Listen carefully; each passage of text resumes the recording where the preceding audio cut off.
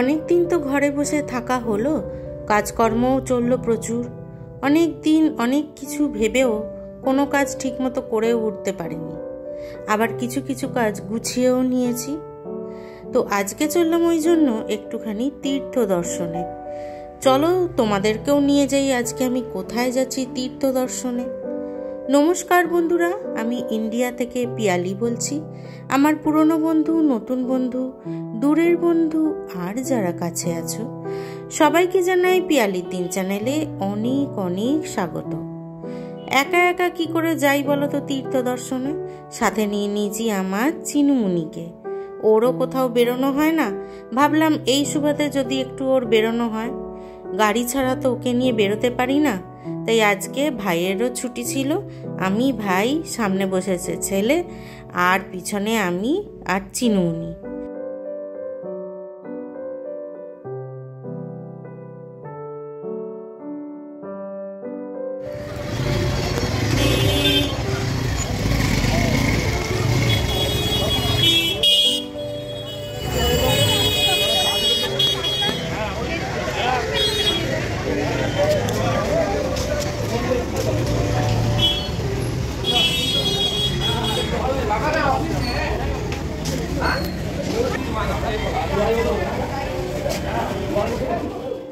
তোমাদের সাথে কথা বলতে বলতে অবশেষে দেখো আমরা এসে পৌঁছে গেছি আমাদের তীর্থস্থান। এখানে জুতো খুলে তারপরে আমরা প্রবেশ করব মন্দিরের ভিতরে। এই মন্দিরটি অবস্থিত হচ্ছে খিদিরপুরের জগন্নাথ মন্দির। মানে খিদিরপুর থেকে ফ্যান্সি মার্কেট থেকে একটুখানি এগোতেই বাঁহাতে পড়বে এই জগন্নাথ মন্দির।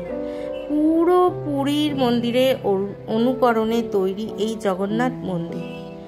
জানো তো বন্ধুরা, আমার ছোটবেলাটা কাটে কিন্তু কলকাতাতে, কিন্তু এত বছর ধরে থেকেও কখনো এই মন্দিরের হদিশ আমি আগে কিন্তু পাইনি। এই মন্দিরটি তৈরি হয়েছিল 1969 সালে 23 জানুয়ারি।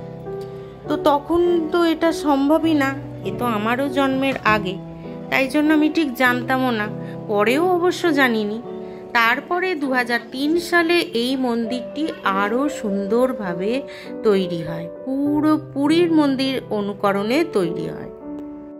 এবারে এই কলকাতায় আসার পর আমি এই জগন্নাথ দেবের দর্শন পেলাম। জগন্নাথ দেব, বলরাম আর সুভদ্রা দেখে যেন চোখ দুটো জুড়িয়ে গেল বন্ধুরা। মনে কি অপারক শান্তি পেলাম, তোমাদের বলে বোঝাতে পারবো না। আমরা মাঝে মাঝেই, আমি আর ভাই দুজনেই মাঝে মাঝেই এইরকম মন্দিরে মন্দিরে ঘুরে বেড়াই। এত ভালো লাগে না, পরিবেশটা এত সুন্দর, আর মন্দিরটাও দেখো কি দারুণ তৈরি করেছে। চারিদিকের আবহাওয়াগুলো এত ভালো, ঠিক পুরীর মন্দিরে যেরকম এখানেও ঠিক সেইরকমভাবেই টেম্পেলটা পুরো সাজানো। জানো তো, এখানেও রয়েছে শ্রী গণেশা, মা সরস্বতী, মহাবীর, হনুমান মন্দির মানে সূর্য নারায়ণা মন্দির, মা বিমলা মন্দির, মা লক্ষ্মী মন্দির, ভগবত তুঙ্গী অ্যান্ড লর্ড শিবা। সমস্ত রকমভাবে যেরকম পুরীতে ঠিক সাজানো, এখানেও ঠিক সেমনিভাবে মন্দিরগুলো সাজানো রয়েছে।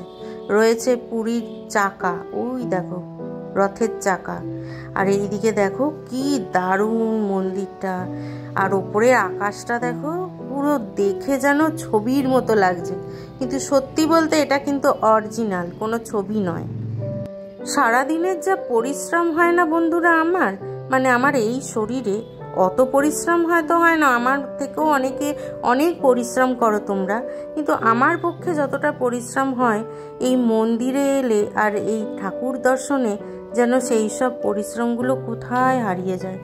এত মনটা ভালো হয়ে যায় যে আরও যেন আমি চার্জ হয়ে যাই। মোবাইলে যেরকম চার্জ দেয়, আমার যেন এই মন্দির দর্শনে আরও বেশি করে আমি চার্জ পাই, আর এনার্জিটা যেন আরও বেড়ে যায়। যেহেতু এখানে চিনিকে ঢুকতে দেবে না, সেই জন্য একটু যদি এখানে বসা যেত একটু ভালো হতো, তাই আমরা বেশিক্ষণ বসতেও পারলাম না। ওই দেখো পুরীর পতাকার মতো এখানেও পতাকা লাগানো, দেখেছো? আর এই যে সব ছোট ছোট মন্দিরগুলো দেখো পাশে পাশে রয়েছে, সমস্ত মন্দির যেরকম পুরীতে রয়েছে এখানেও ঠিক সেমনি। এখানে যদি একটুখানি আরও বিকেল বিকেল আসা যেত আর একটুখানি যদি বসা যেত কি যে ভালো লাগতো। এক ঝটকায় যেন মনে হচ্ছিল আমি পুরীতে পৌঁছে গেছি জানো তো, আর ওই দূরে যেন সমুদ্র ডাকছে। সত্যি কথা বলতে কি 350 টাকায় আমার একদম অরিজিনাল তীর্থ ভ্রমণ হয়ে গেল বন্ধুরা। এবার হয়তো তোমরা ভাববে যে 350 টাকা দিয়ে কি করে হলো, পরে তোমাদেরকে বলছি সমস্ত কিছু। আগে একটু মন্দিরটা ঘুরে তোমাদের দেখিয়ে দিই। দেখো প্রত্যেকটা মন্দিরে পুরো চারিদিকে ঘিরে ঘিরে ছোট ছোট ছোট মন্দিরগুলো, আর সেই মন্দিরে এক একটা দেবদেবী বসানো। সকাল থেকে আজকে প্রচুর কাজকর্ম তাড়াতাড়ি করে সেরে নিয়েছি জানো তো, এমনকি রাত্রিরের রান্নাটাও পর্যন্ত সেরে রেখে এসেছি, যাতে আমি একটুখানি এই মন্দিরে আসতে পারি। মনটা এত ভালো হয়ে গেল যে তোমাদের বলে বোঝাতে পারবো না। এইখানে যে দেখছো এটা সাজানো হয়েছে, এটা হচ্ছে সামনে আসছে এই যে জন্মাষ্টমী আসছে না, ওই জন্য এখানে সাজিয়ে রাখা হয়েছে। তো চলো একটা তীর্থ তো কমপ্লিট হলো, এবার তোমাদের নিয়ে যাই আরেক তীর্থতে। এখানে প্রণাম জানিয়ে আমি এবার চলবো আরেক তীর্থে।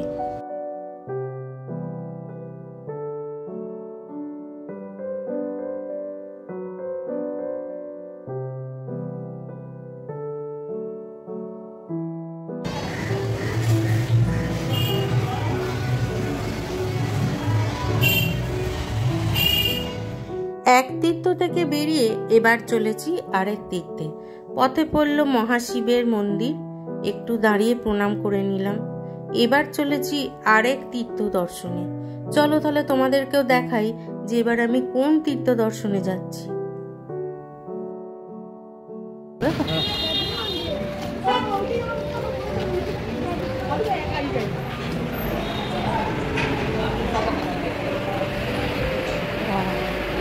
গণেশ ঠাকুরকে দেখে যাবো।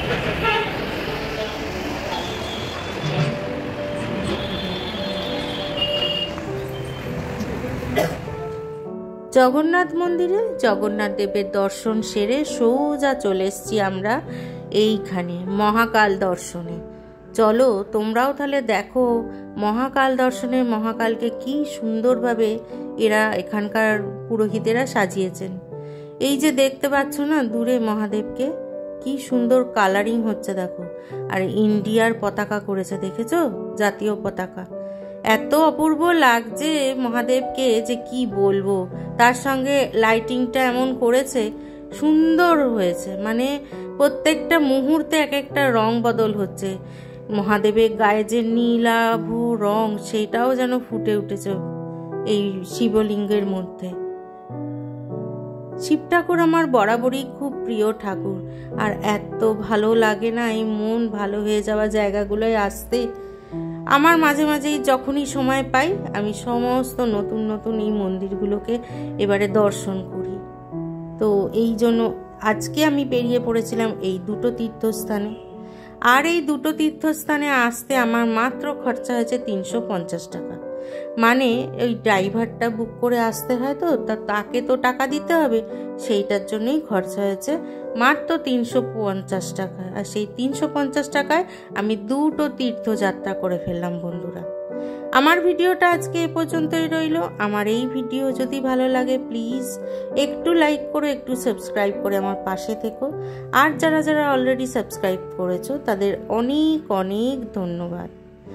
দেখা হবে আবার কালকে, চলে আসবো নতুন আর একটা ভিডিও নিয়ে। আজ তাহলে আসি, কেমন? তোমরা ভালো থেকো, সুস্থ থেকো, টাটা।